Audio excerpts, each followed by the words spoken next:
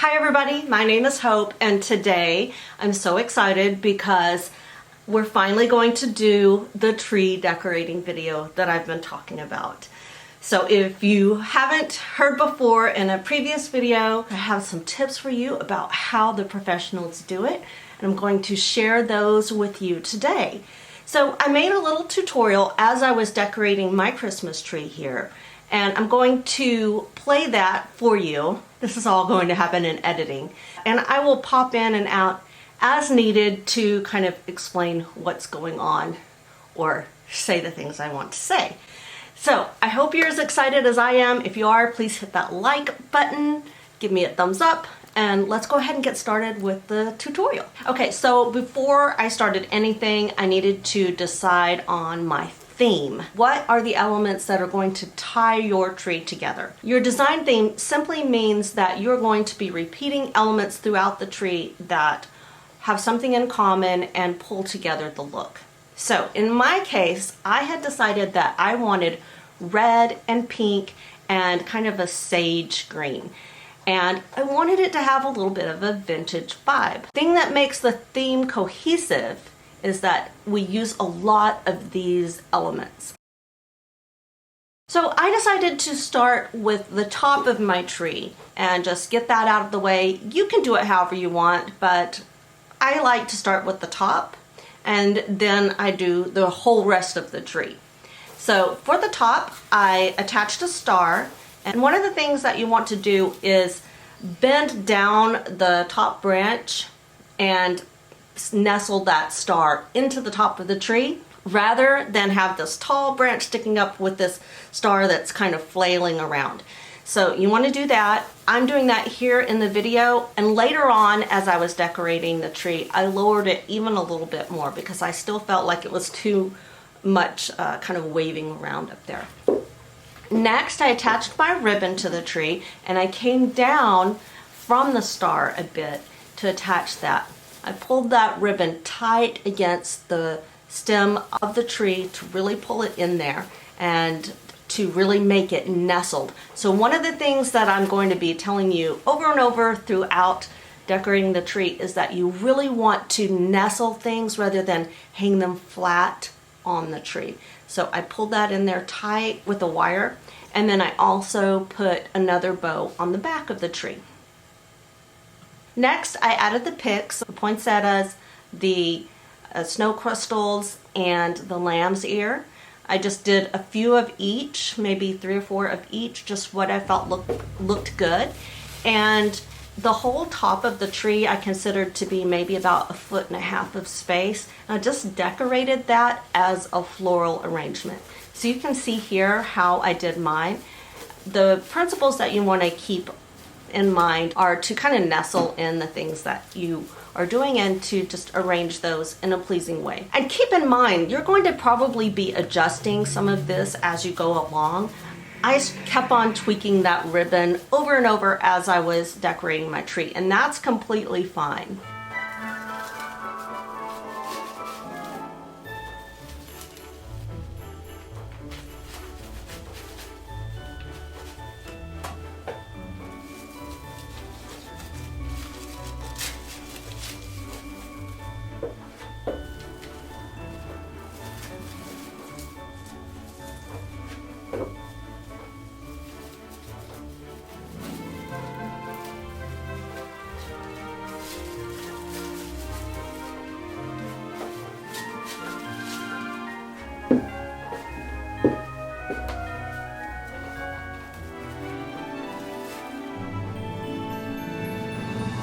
What I think actually needs to happen here is that the star is still a little too far.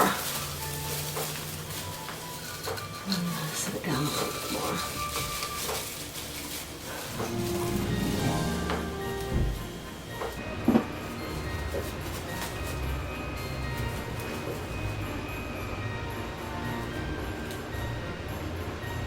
I think that probably looks pretty good. It looks good from here.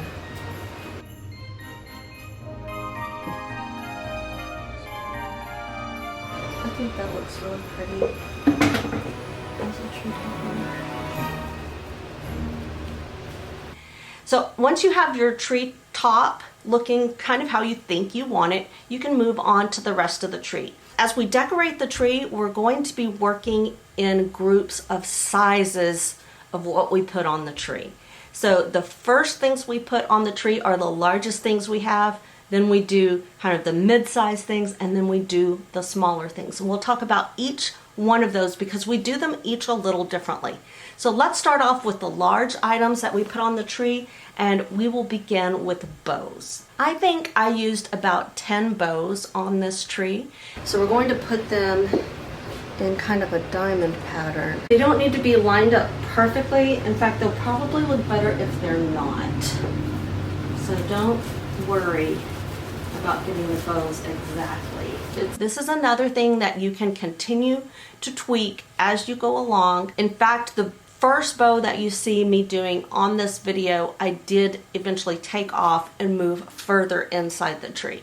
Generally, you're going to want your bows to be sitting on a branch rather than flat on the face of the tree. So go ahead, pull them in, tie them around a branch, and then spread out the ribbons and the loops there so that they're, think of a bird's nest. They're sitting inside the tree a little bit, not far inside, but kind of inside the tree, and they're nestled in. So that's how we're going to put our bows, as if it's sitting just a little bit, and then drape its ribbons around in a pleasing way. I also want to point out that I have two different kinds of bows. I have one that's got the stripe and one that has the velvet.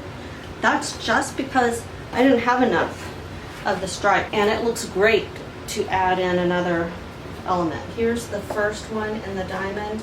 So the next one's going to go about right here, and I'm going to try to slide it into the tree a little bit. You see, it's not sitting on the edge. So let me wire that on, and then I'll show you what I do with it. But it just looks like it's kind of nestled. It's not just sticking out, it's leaned over, nestled in to the tree.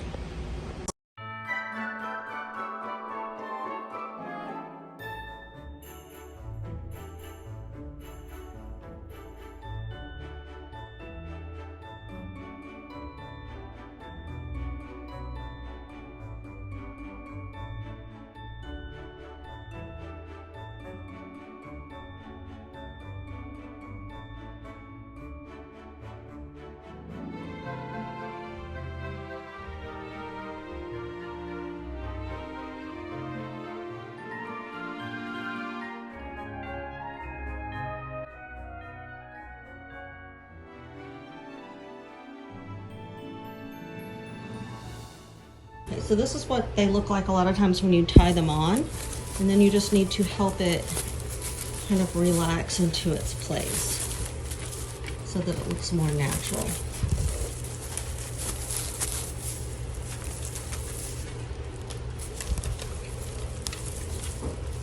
Now it's nestled in. Okay, now that the bows are done, we're going to move on to the larger ornaments, starting with our globes or the balls that we use. I have these balls that are, I don't know, 8 inches diameter, but you can get ones that are way bigger than that. You can get some that are like volleyballs or even larger. These really create the background and kind of the backbone of your design. Like right here, this large globe or ball is deep inside the tree. So you need those in there, and they're going to just create a lot of depth and a lot of texture and richness in your Christmas tree. So start with your largest ornaments first, starting with the large globes. I had some gold ones and I had some white ones. These didn't cost me much. I got these from Walmart. They were very inexpensive, and I did a little DIY to kind of fix them up myself. Okay, now the way that I attach these is I slip a wire through the loop on the globe or the ball, twist that wire, and then I have the 2 wire tails that I can use to tie onto a branch. So then I will move the ball into the tree and then pull it up tight using the wire to twist it tight. It's not dangling in the tree, it's tight there. And that's what we're going to do with all of these large ornaments. Large ornaments don't really look good dangling or on the front of the tree, so nestle them in, pull them up tight, and have them in more of a stationary position inside the tree. The placement of these is basically the same as the placement with the bows, but don't make it exact.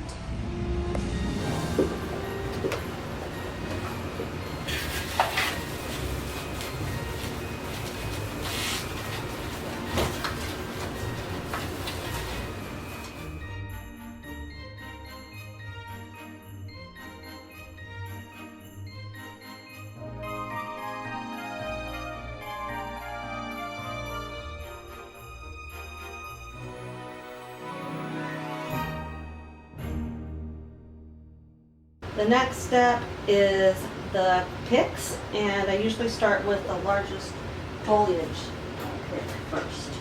And again, I'm going to do a diamond pattern, but it's not going to be exactly with these things. It'll be a diamond pattern in another place, maybe offset, just whatever looks good.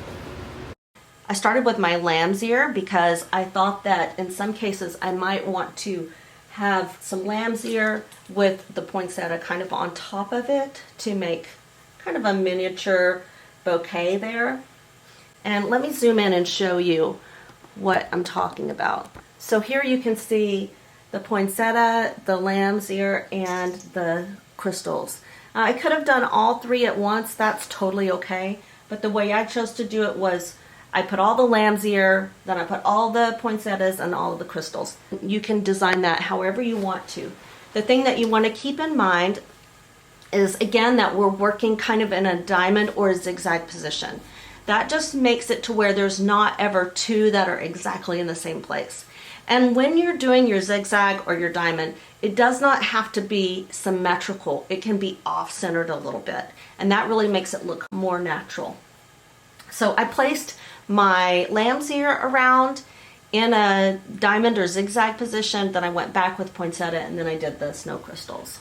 Now I recommend having about 15 stems of each of your picks that you're going to use. Before you put in your florals, you need to fluff them. So make sure that you kind of bring those petals out. I've had these red poinsettias for many years and they get smashed and they don't look great when I pull them out of the box every year, but they always look pretty once I've fluffed them and put them on the tree. You don't have to have 3 different kinds of picks. That's what I like to do, and it makes it really, really dimensional, but you can do whatever. And as I was starting off building my collection of what I use for the tree, I didn't have everything. I think I started off with the snow crystals, and I have used them every year since I've had them because I just feel like they go with everything. So, you know, build your collection over time, and if you want to start with one pick one year and get 15 of that one, then do that. Now I'm going to put my third pick in. As you're putting in your picks, make sure that you don't put those in too far. Lay them on the branches and let them go ahead and come to the edge of the branch. I don't wire mine on, but you could do that if you wanted. I just go ahead and lay mine in and kind of use the tree's natural branches to kind of hold everything on. After you've done your florals, you can move down to the next size of ornaments that you have. If they're kind of large, you're still going to be nestling them in.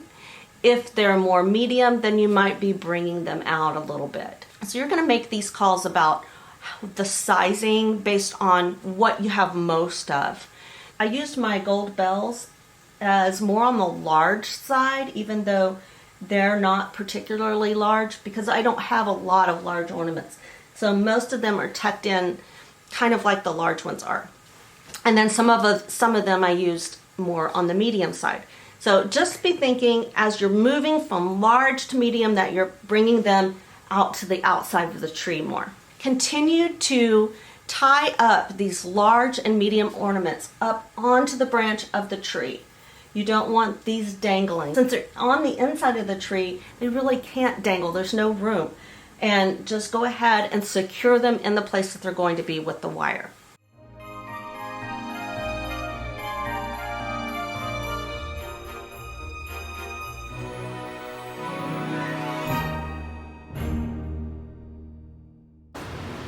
Now I'm going to move on to the specialty ornaments. These can dangle a little bit, or they can be tied tight. Once you've done all of your medium things, your picks and your medium ornaments, then you move on to your smaller ornaments. And these are going to be coming out toward the edge of the tree, and they will dangle in a pretty way. Let's go ahead and look at one of those here. So here we have a dangling ornament. It's on the end of the tree. Anything about this size or odd shaped or small can generally dangle. Still want to work largest out and end with the smallest on the outside. So some of these may dangle and some may not. I still tied that one tight. This is the point where the tree is so full that you think that you can't put any more on it. But you can. Favorite ornaments want to be seen, so I always put them on near the last so that they can get center stage, not blocked by anything else. They're out on the end of the limb and they can just be seen in all their glory. And for these that dangle, I try to move branches to where they can kind of hang down free a little bit.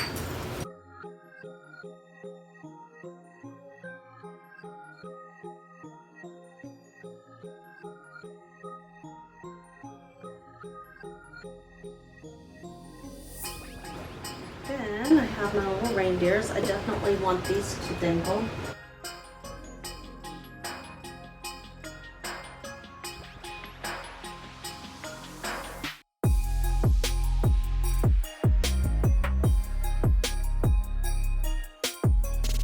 Getting down to even smaller ornaments. Okay, let's do it.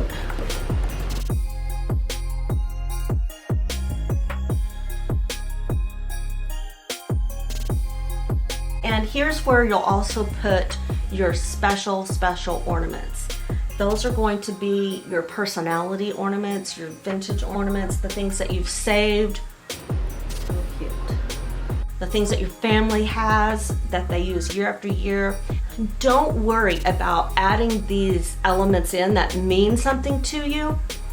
Don't worry that that's going to destroy the theme of the tree, because I promise you, if you have themed your entire tree and decorated it like I've been sharing with you, by the time you add in those touches, the theme is so prevalent that your ornament is not going to take away from that.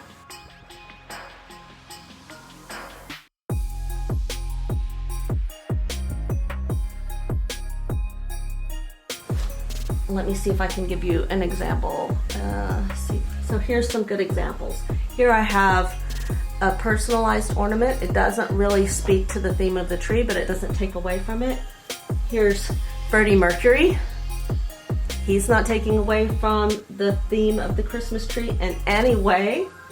And up a little ways, we have a Statue of Liberty. That's not taking away from anything. We even have these little playful plastic ornaments that came from the Dollar Tree. And you can see this tree will have a theme no matter what we add to it at this point. Yay! I think that's it.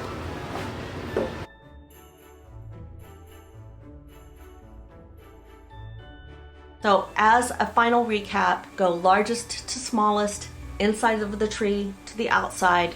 Arrange like items in diamond shapes. Remember to nestle large items rather than dangle them. When you get to the outsides of the tree, allow room for those to dangle. Well, I hope that you've enjoyed this video. I hope that it's been helpful. If you have any questions, please feel free to ask me in the comments. It's very possible that I overlooked something that I should have mentioned, or didn't think of something that you might be thinking of. So please, if you have any questions, feel free to ask. If you haven't done so already, please hit that subscribe button. I will do my best always to come out with helpful or fun ideas for your home, and I'll just always look forward to seeing you in the next video. Bye!